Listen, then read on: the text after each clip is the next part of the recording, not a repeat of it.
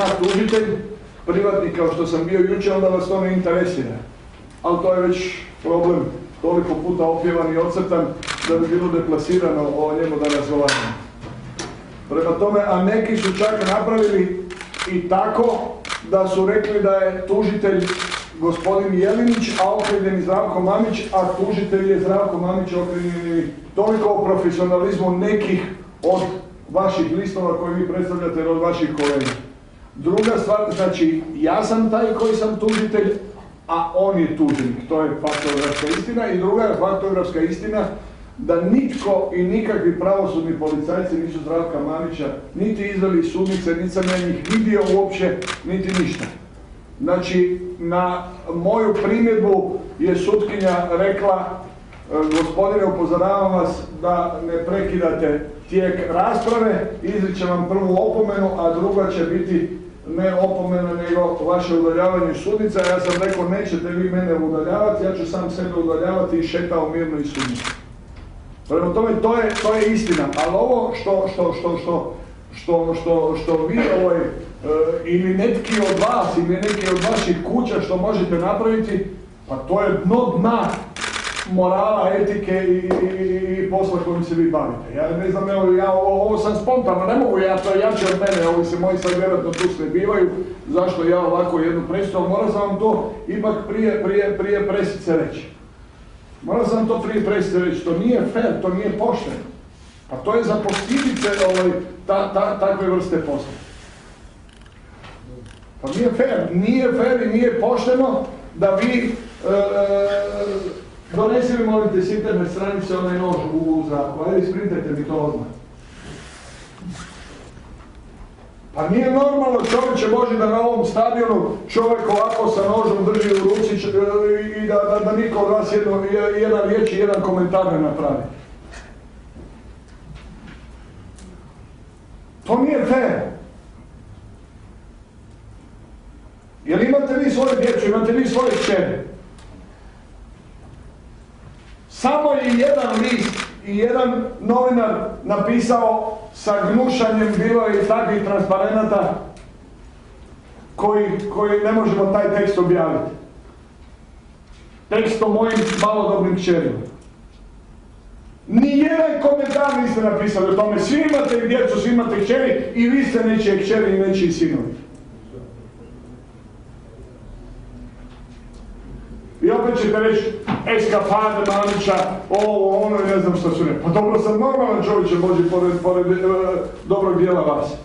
I dobro je uopće normalno i zdravo društvo pored jednog dijela vas. Stalno govorimo o dijelu.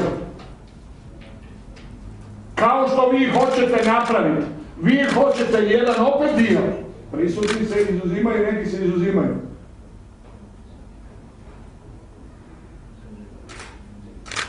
Je li istina da KFK institut objavljuje istraživanja svaka 3 mjeseca i da je Dinamo ima 1.650.000 navijača koji se izjašnjavaju kao Dinamovi navijači? Je li to istina?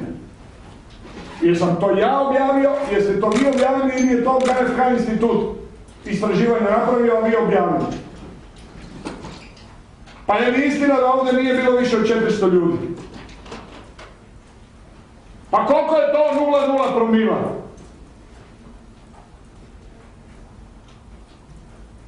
A ja se ne odričem niti njih. Ne njih, nego niti jednoga od njih. Nikad se nisam odricao svojih Hrvata, niti svojih navijača. Ali svakoga treba staviti na mjesto koje mu pripada. A gledam Hrvatsku nacionalnu televiziju koju vi svi plaćate i ja plaćam, koja ima 1 milijardu kuna u startu od naših pretplata, u nedjelju prvih 5 minuta, a u tom momentu je bilo 20 ljudi, jer do 5 sati popodne ni u jednom momentu grupa ljudi ovdje nije prelazila od 20, brojku 20. Da bi kulminirala na 400 u 6 sati. Ali u redu, takvi su trendovi, to ono, ali ja sam dužan, takav sam ja. Jer kad se istina prestane protiv laži boriti, laž će se neprestano vraćati. I ja dobro znam da je moj kraj blizu. Milom ili silom. Jer ovo mora završiti. Ovo mora završiti, ovo je nemoguća misija kako i do sad traje i Dinamo i ja. Ali ne mogu prihvatiti da je to moja Hrvatska. Gdje je taj noć? Morate. Pa koliko vam treba da donesete to? Ne mogu to vidjeti, jer Mečka danas igra pred vratima Dinama. Ali Mečka će doći i pred vrata svih nas. Pa danas ta Mečka već igra 20 dana pred vratima Večernjeg lista. Mečka igra. Tamo već sad postoje neki gubitnici. Mečka igra da danas u svojoj Hrvatskoj državi, u najvećoj kompaniji, što je INA, koja je u vlasništvu 50% Hrvatske države, članovi uprave koje je imenovala hrvatska vlada ne mogu sudjelovati na upravi te iste kompanije ili u radu nadzornog odbora te iste kompanije. Prijatelju, nije to problem zraka, ni Amerikanaca, ni nekih čudnih ljudi, to je problem nas, vas. Ta gospoda su nas opljačkali i doveli u ovo stanje. Ne Dinamo i Mamić. Ne Dinamo i Mamić. Dinamo i Mamić, pogledajte ove ljude divne, vidjet ćete danas prezentaciju 22. stoljeća. Pa to su napravili ovi moji ljudi zajedno sa mnom. Moji radnici, moji zaposlenici, Dinamovi zaposlenici. Oni dobivaju u minutu plaću. Pa njihova plaća je 16% povećanje, sad ću im još povećati plaću. A Dinamo osvaja trofeje. Dinamo je stalno prvi, Dinamo stalno igra u Europu. I još da vam kažem jednu ekskluzivu. Samo da nađem gdje taj klasi.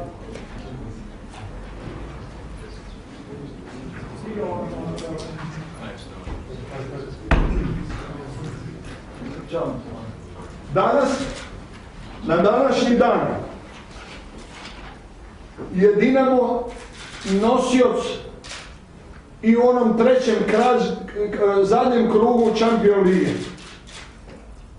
Ako se desi da Genk, koji je trenutno vodeći u belgijskom prvenstvu, Dinamo će biti starter kao nosioc u trećem krugu Champions lige.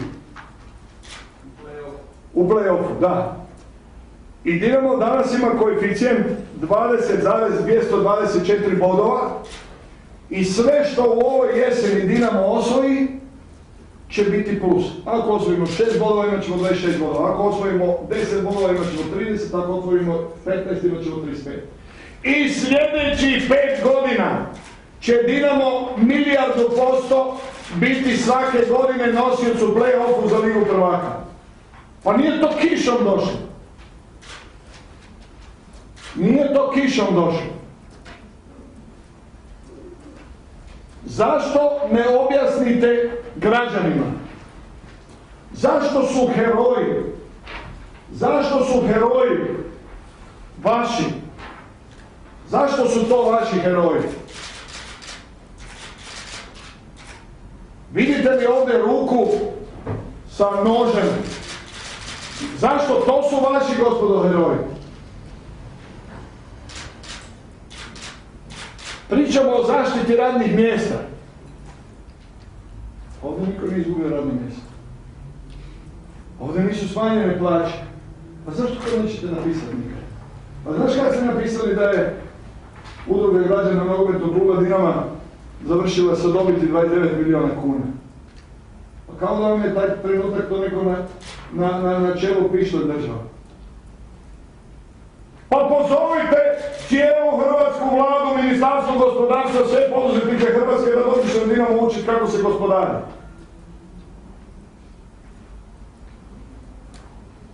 Ma koliko puta ste objavili jedno igralište, drugo igralište. U ovom trenutku je u završetku, za 2 dana će biti gotovo 3. igralište tamo iza Hidroiskacijana. Ovdje ste vidjeli šljunak, ovaj beton koji se sad navozi, tu je radi se najmoderniji poligon za individualni rad. Pa tu zagrebačka djeca treniraju, 2000 zagrebačkih sportaša tu trenira. I bit će na kraju Mamićeve eskapade. Pa nisu Mamićeve eskapade, nego Mamićeva borba na život i smrt. Pa progonite me kao zvijer, čovječe Bože. Pa ovaj čovjek će možda ubiti moju kćer, maloljetnu.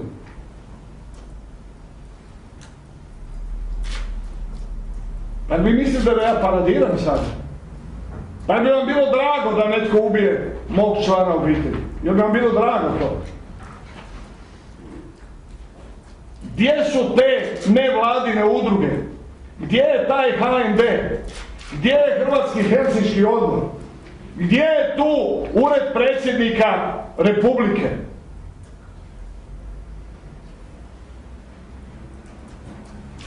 Pa imaju i ovi zaposlenici nogometnog kluba Dinamo pravo na rad. Pa ko štiti njihovo pravo na rad? Pa jel hoćete da oni na ulici, da je sve, cijela Hrvatska da je Kamensko?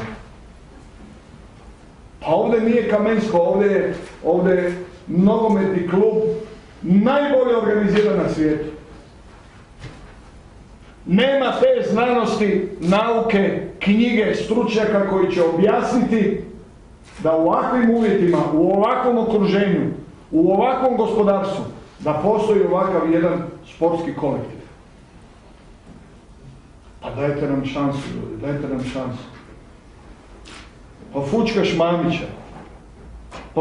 Mamića, ja uopće ovo ne govorim radi sebe. Pa ja danima patim i krvarim od straha i zemlje što će sutra biti s hrvatskim generalima. Pa to nije patetika. To nije patetika.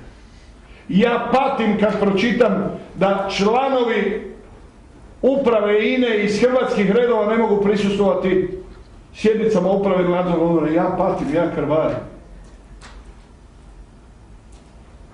Ja sudjelujem u svakoj humanitarnoj akciji koja je na televiziji. Da li je to udruga Krijesnica, da li je to za Japan, da li je to za Anu Rukavinu, da li je za ovo, da li je za ono. Ja ne mogu na ekranu vidjeti broj telefona, a da ga ja ne okrenem nekoliko desetina puta. Ili bilo kako drugačije. Pa to je Zdravko Mamić.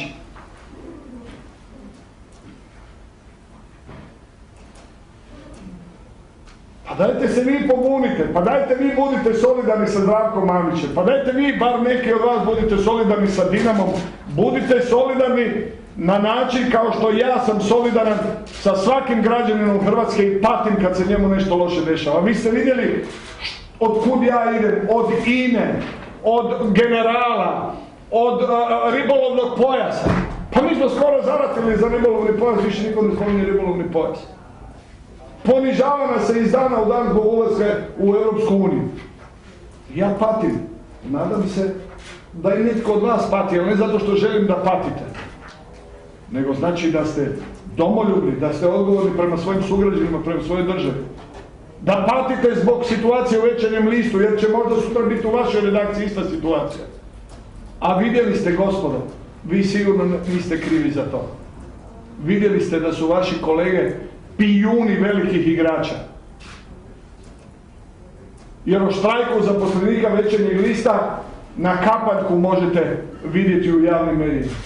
Jer su veliki igrači to zablokirali. A sutra se to može svakome od vas ili od nas dogoditi. Evo, ne znam više kako, na koji način, u sve moje mane koje ja imam, kako uopće izaći iz toga. Želim još jednu stvar reći. A još jednu ću na kraju reći jer se moram ispričati prvo organizatorima ovog događaja.